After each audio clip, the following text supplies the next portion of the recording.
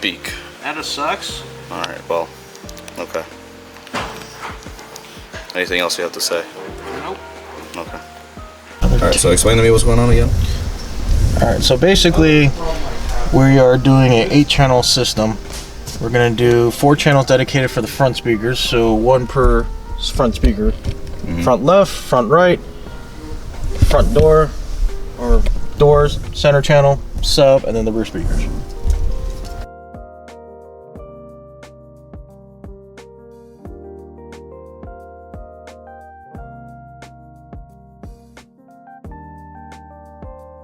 I guess this is the last part. Oh, for the front, yeah. For the car, we're doing the speakers and the dash. Yeah.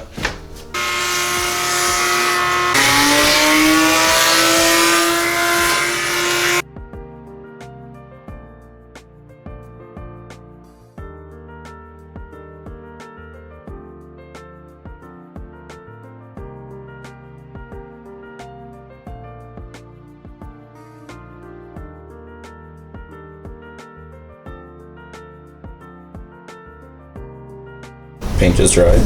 Paint dried on my speaker adapters. Look, they're so awesome. They're so awesome. They do look awesome. Yeah. So like, there's some flash on it though from like router. But you see, we have our cutouts for our thingy, and it's semi-rigid, so it's a little bit thicker. But we use the PVC on the backside to kind of dampen the actual thing, so it doesn't make noise against the dash. And then the acrylic on the top, and we bond them together and paint them and make them look cool. That's how that goes.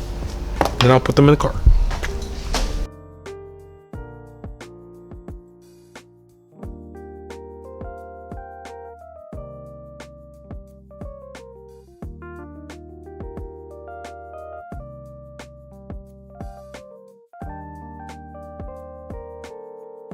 We gotta talk about what this eggshell looking thing is. What is that for? It's the tweeter pod, because we don't really have a provision for a tweeter. But so what I'm doing right now is I'm trying to get this thing so that when I sand it, I'm color sanding is not really what it is, but trying to get it flat, getting the paint flat, so that when it's in the car and it won't shrink back. The actual paint won't shrink, and then it'll show all the sanding marks. So we prime this part with some primer. Sand back the primer to get it kind of as flat as we can, put color on it, sand the color to make sure that it doesn't, like I said, shrink back, sand the color. This one is, we got to get a little bit flatter. So this is going to take a couple more steps. We took a step backwards on this one, but lots of times with these things, you can kind of feel kind of high spots, and I'm kind of getting the high spots out, because once the color goes on, you'll be able to see the high spots. So that's what we're trying to avoid now, is being able to see those high spots. I don't know if you can see that right there. Can you see that, Gary? It's that little like bubble looking thing right there. Yeah. That's a high spot. That's actually primer that hasn't dried all the way. So what I should probably do is let this kind of chill a little bit.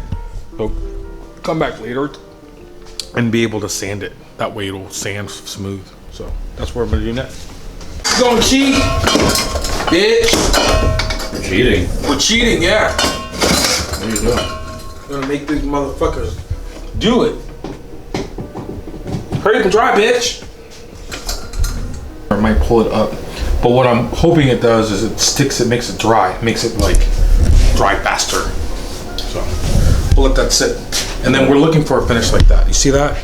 This is only the first part, so you see how nice and even that is? Yeah. All the way around. And we're gonna have to tape off around the back edge and then paint all that black.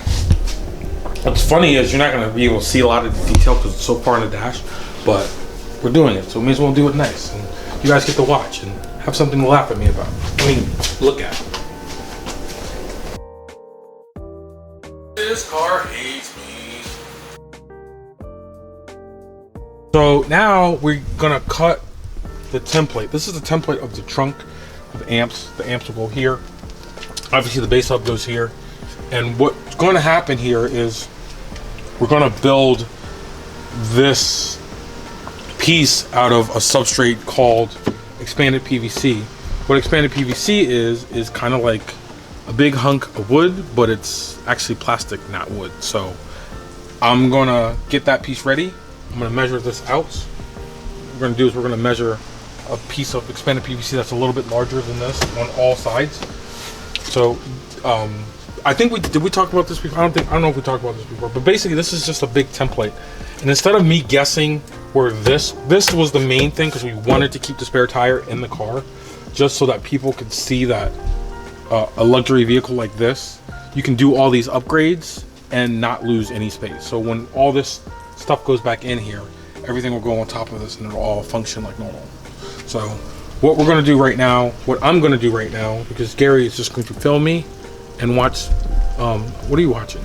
Oh, Independence Day. Yeah, Independence Day. Independence Day. So he's gonna watch that while I start to do the setup of this, and then yeah, we'll be moving on.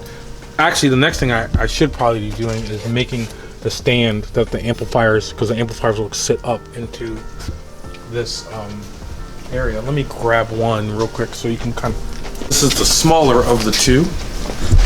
The littler of the two. So, and this is why we did this, so that we could make sure that we have ample space, and we do. You see that? Yep. So we know that this will fit in this area. We know that amp will fit in that area, and we know that it will all work. And look, it can stay by itself. It's about to fall in 8 seconds. Yeah. But yeah, we get the idea. Yeah. So.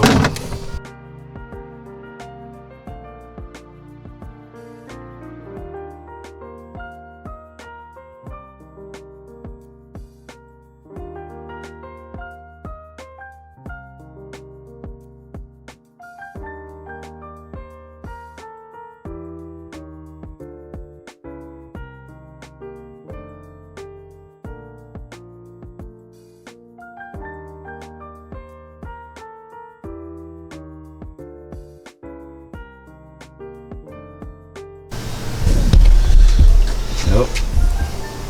So it's a little dusty, but yeah, test fit. Looks good. It looks good.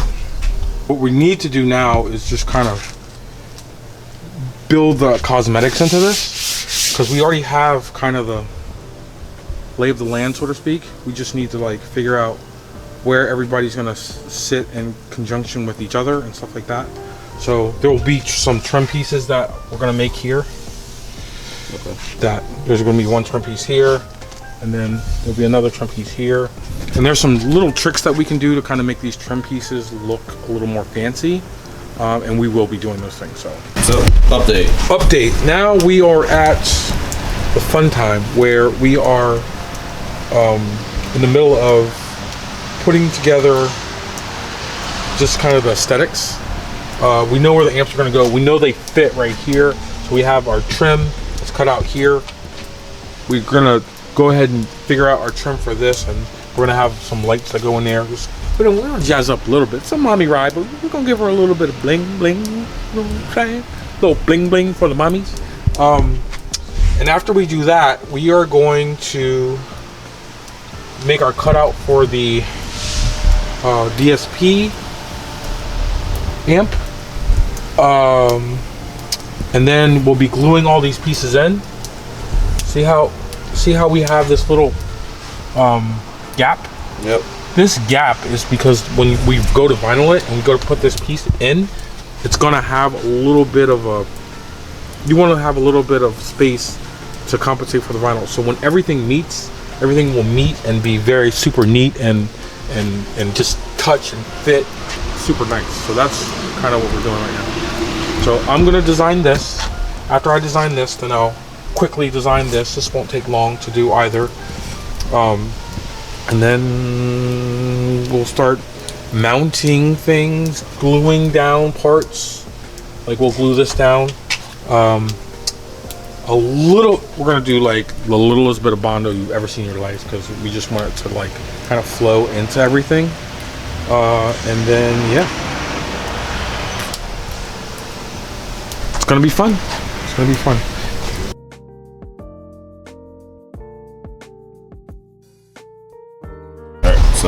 All right, so now we're kind of mocking up the amp rack. just to get an idea of where everything goes, we have our trim piece that's going to kind of border the border. It's kind of hard to explain, but we're going to have a piece that goes on the outside of this piece that will ride on this. So this actual piece is very important. We're going to need this so that when we go and router the other piece, it'll meet this edge nice and clean and simple. We just want everything to flow very smoothly into each other, so you know, you'll have a smooth transition into the next thing, if that makes any sense. Very nice and subtle, smooth flowing trunk, because we still want to be able to put the mat on the top of the actual deal. And yeah, so that's kind of where we're working right now.